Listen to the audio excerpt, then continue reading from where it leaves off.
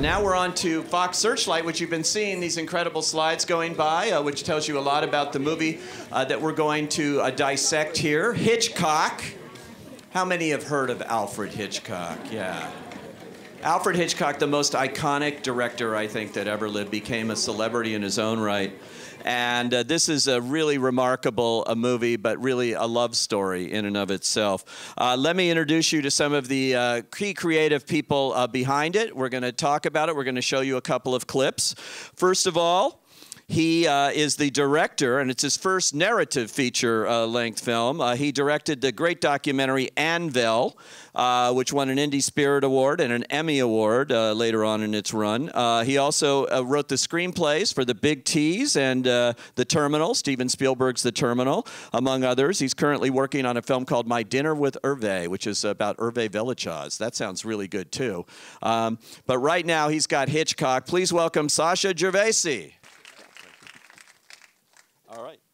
She is an Academy Award-nominated film editor, was nominated 2 years ago for The Fighter, and her other films include Little Miss Sunshine, Ruby Sparks from earlier this year, Slums of Beverly Hills, What Happened Was, so many others. She's done a million independent movies as well.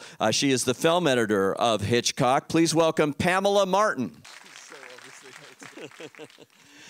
Two-time Oscar nominee, Julie Weiss, is the costume designer of Hitchcock. She has worked on every movie ever made, folks. I can't read them all. But suffice to say, American Beauty, 12 Monkeys, Frida, Steel Magnolias, Secretariat, Get Low, my God, The Missing, Autofocus, Searching for Bobby Fischer. She even did a television pilot for a later version of Alfred Hitchcock Presents. How convenient for this job that she got. Please welcome Julie Weiss. And the other movies that this Julie didn't do, this Julie did, including the upcoming, I can't wait because you know how much I love Barbra Streisand, The Guilt Trip, coming out in December with Seth Rogen and Barbara. Magic Mike, she did the makeup for. I didn't know that had any makeup. Saving Mr. Banks, she's currently working on with Tom Hanks playing Walt Disney. That's about the making of Mary Poppins. So she's gone from the making of Psycho to the making of Mary Poppins. The Artist, last year, amazing. The Descendants, Ides of March, State of Play, Oceans 11, 12, 13, 23, 62. Leatherheads, American Beauty, so many others. Please welcome Julie Hewett. Hi, and welcome Hitchcock team here. So this is fun because this movie is really for a film lover. It is a film lover's dream. So that's a great cast you managed to put together for this. I know this movie's been in development for like 10 years, a decade or longer. And it's based on an actual nonfiction book, Alfred Hitchcock and the Making of Psycho by Stephen Rebello. But it's been movieized here, and you know, obviously different than that kind of read, which is so exhaustively detailed. But can you talk about how you finally got this version going with this incredible cast? Anthony Hopkins, you can't imagine almost anybody else now, and Helen Mirren's amazing. That was Scarlett Johansson as Janet Leigh, nails it, and Jessica Biel as Vera Miles. Yeah, we couldn't get any names, so we had to sort of deal with these people. No, but first, can I just say to everyone here, these are the real women of Hitchcock. the yes, ones who sort of made it all happen. So part of the reason the film came together is, you know, I had this, obviously this incredible, well overqualified team. And I think that part of it was, you're right, Stephen Rebello's book is exhaustive. It's one of, I think, the most meticulous and detailed and brilliant making of sort of accounts, in this case of Psycho. But I think, you know, we wanted to sort of try and embrace the spirit of Hitchcock and make an audience movie. So there was definitely an element of it where the relationship had to be the critical focus. But yeah, it's taken 10 years for us to get here. And then, and as you mentioned, the women of Hitchcock here, Pam, I was interviewing you over the summer at an Edit Fest thing, and you were in the midst of this movie, and I remember asking you, I said, is this going to come out for this year? And she says, well. Yeah, we were still in the middle of director's cut at that time, yeah. And we hadn't screened it for anyone. So, you know, we knew what we had was really strong and entertaining and funny and dark and, you know, frightening at times. But, you know, until you put it in front of an audience and get some feedback, you don't really know. But yeah, it screened really well for us, and we made the mad dash to the finish line. Here we are. And you made it. At the heart of the story is the emotional story about Hitchcock's relationship with his wife. And so what was fascinating to me was to be able to take his emotional state to the set and show how that, you know, how it fueled his art when he was directing those scenes. So how did you find the right tone for that? I guess it's a little bit of a tricky one because there is a lot of humor in the film as well. We also always wanted it to move at a very brisk pace, so you kind of went on this sort of wild ride.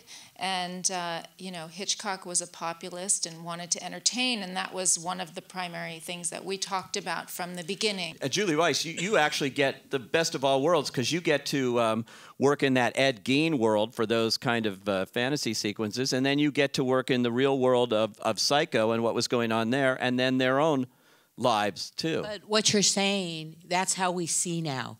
We look out here, look at all of you, look at my brain now is running so many horses at the same time. When you think about Hitchcock, you think about a silhouette, you remember the music, you remember being scared, but you get to leave. You might not ever take a shower again, but you get to leave.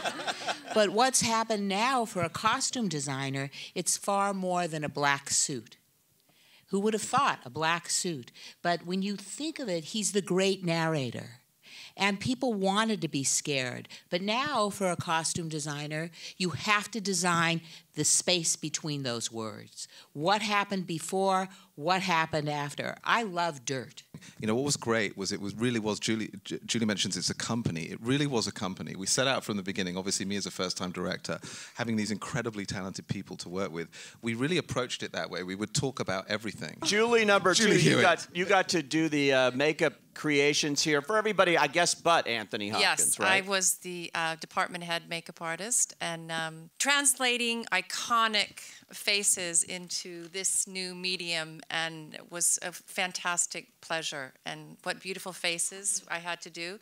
It was all about the eyebrows. I was obsessed.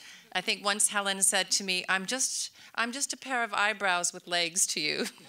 Scarlett, which was wonderful, which was she really researched the role properly. I think the authenticity you're talking about was because she did everything. She started to research. She actually made contact with Jamie Lee Curtis and said, you know, I'm going to play your mother in the film. And Jamie Lee was so thrilled that Scarlett was going to do it. And I think shared with her, according to Scarlett, you know, personal memorabilia and photos and books. And she really went into it. There was immense research that went into it. We wanted to have that authenticity. And I think we invited people who'd actually been on the crew of Psycho to the set. And most notably, there was Marshall Schlom who came one day, the original script supervisor on Psycho, who was about 84, 85 years old. Such an unbelievable man. And he came to the set, and you know, he's getting on a bit, and his memory is not what it once was.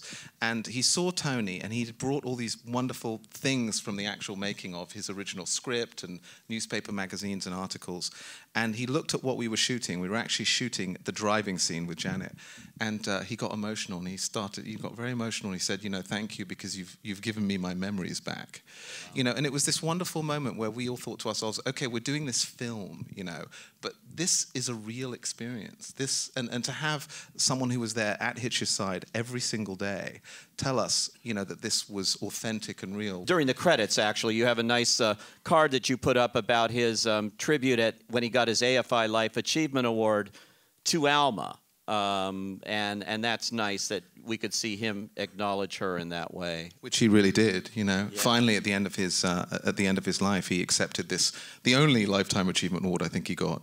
And he said, you know, I share this award as I have my life with Alma. And it was such an unexpectedly revealing and tender moment for this man who has been, you know, deified or vilified or whatever it is, you know. And I guess for us, the point of the film was to not shirk away from that darkness, to show it, but also say there's clearly a tender romantic side to Hitchcock, and you see it in Vertigo. You know, to me, it's one of his most inadvertently, almost accidentally personal films. You see that tenderness, and I think what we wanted to add to the vast and hopefully endless discussion on Hitchcock is that he was also a human being in its flawed, mad, kind of, you know, contradictory, you know, and all the layers that go with what it is to be that kind of human. Thank you so much, everybody Thank you all. here. Thanks so much For Hitchcock.